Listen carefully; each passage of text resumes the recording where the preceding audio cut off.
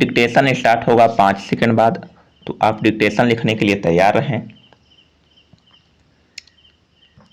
Start. सभापति महोदय, राष्ट्रपति महोदय के अभिभाषण पर जो धन्यवाद प्रस्ताव इस सदन के समक्ष प्रस्तुत किया गया है, मैं उसका समर्थन करता हूं और चर्चा में भाग लेते हुए अपने कुछ विचार प्रकट करना चाहता हूं।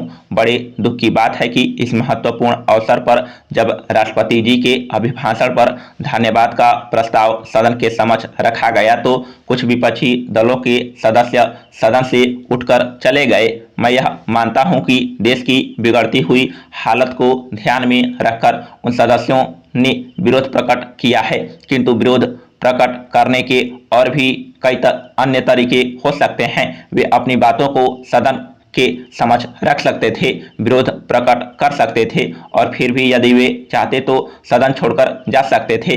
अभिभाषण में देश की एकता को बनाए रखने और विशेष जोर दिया गया है। मैं समझता हूं कि यही सबसे महत्वपूर्ण प्रश्न है जिसकी तरफ सबका ध्यान जाना चाहिए। कुछ वर्षों से देखा जा रहा है कि देश के कई राज्यों के हिंसक आंदोलन चल रहे हैं जिससे वहां की शांति व्यवस्था को खतरा हो गया है। आंदोलन चलाए जा सकते हैं, किंतु जब आंदोलन हिंसक हो जाते हैं, जनता को नुकसान पहुंचाने लगते हैं और देश की एकता के लिए खतरा बढ़ जाता है तो फिर चिंता का होना स्वाभाविक ही है। राष्ट्रपति महोदय ने इस संबंध में जो विचार प्रकट किए हैं, मैं उनसे पूरी तरह से सहमत हूं और इस सदन में उपस्थित माननीय सदस्यों से भी निवेदन करना चाहता हूं कि वे इस महत्वपूर्ण विषय पर गंभीरतापूर्वक विचार करें और कुछ ऐसे ठोस सुझाव सदन के पटल पर रखें जिनको कार्यान्वित करने के बाद भविष्य में किसी भी राज्य में कोई हिंसक घटना न हो। महोदय, कुछ समय पहले असम राज्य में आंदोलन चला जिसने धीरे धीरे हिंसक रूप धारण किया। राज्य को उस आंदोलन से काफी नुकसान उठाना पड़ा। आज पंजाब में स्थिति बिगड़ती जा रही है। आंदोलन के विषय कुछ भी हो, हमें यह नहीं भूलना चाहिए कि हिंसा से सदा ही देश कमजोर हुआ है, जनता की परेशानियां बढ़ी है और शासन के लिए समस्याएं पैदा हुई है। इससे न केवल शांति व्यवस्था में गड़बड़ी पैदा होती है बल्कि राज्य और देश की अर्थव्यवस्था को भी धक्का लगता है।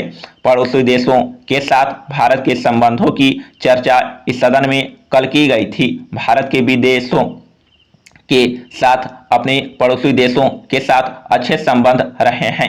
हमारी सरकार हमेशा ही पड़ोसी देशों के साथ संबंध सुधारने का प्रयत्न करती रही है।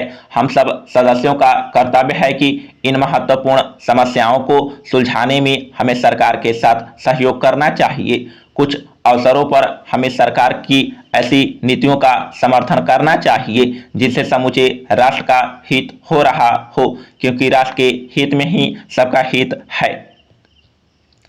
अध्यक्ष महोदय, स्वतंत्रता की लड़ाई के बाद हमारे देश में प्रजातंत्र की स्थापना की गई थी। जैसा कि सभी सदस्य जानते हैं कि उस समय हमारे देश के नेताओं ने यह सोचा कि हमारे देश में जनता का शासन होगा और उसी के साथ देश में समाजवाद की स्थापना भी की जाएगी। आज जब हम अपने उस बीते हुए समय की ओर देखते हैं तो लगता है कि हमारे उन नेताओं ने जो भी सोचा था उसे हम साकार नहीं कर पाए हैं।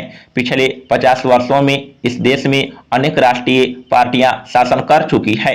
जनता बार बार शासन में परिवर्तन कर देश में एक लोकप्रिय सरकार बनाने की कोशिश करती है, किंतु जो भी शासन में परिवर्तन हुए हैं या इस देश की नीतियों में परिवर्तन किए जा रहे हैं उसका देश की आम जनता को कोई लाभ नहीं मिल पाया है। इसके पीछे दोष किसका है?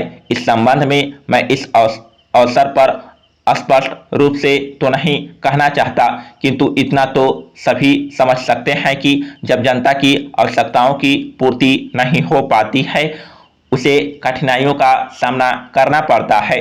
जब भी देश में अव्यवस्था फैलती है या कोई गलत नीति बनती है तो दोष सरकार को ही जाता है। आज देश में जिस तरह की व्यवस्था है उसे वर्तमान समय में अच्छा नहीं माना जा सकता और इसी अव्यवस्था के कारण जनता के मन में शासन के प्रति अविश्वास की भावना पनप रही है। महोदय, मैं सदस्यों से निवेदन करना चाहता हूं कि वे इस सदन में देश की बिगड़ती हुई स्थिति पर गंभीरतापूर्वक विचार करें और कुछ ऐसे ठोस सुझाव सदस्यों की ओर से आए ताकि उन पर अमल करके ठोस नतीजे प्राप्त किए जा सके। हमें आम जनता की भलाई के लिए और उसकी कठिनाइयों को दूर करने के लिए प्रयत्नशील रहना चाहिए। यदि जनता सुखी नहीं है, उसे समय पर आवश्यक चीजें प्राप्त नहीं हो पा रही है और उसका सामान्य जीवन भी अस्त व्यस्त है, तो हम लोगों के लिए यह एक विशेष चिंता का विषय होना चाहिए। मैं समझता हूं कि देश में बढ़ रहे भ्रष्टाचार को सबसे पहले समाप्त किया जाना चाहिए। जब तक देश में भ्रष्टाचार को समाप्त नहीं किया जाता, तब तक न तो देश में समाजवाद की स्थापना की जा सकती है और न ही शासन व्यवस्था में सुधार हो सकता है। भ्रष्टाचार ने देश की शासन व्यवस्था को अस्त व्यस्त कर दिया है।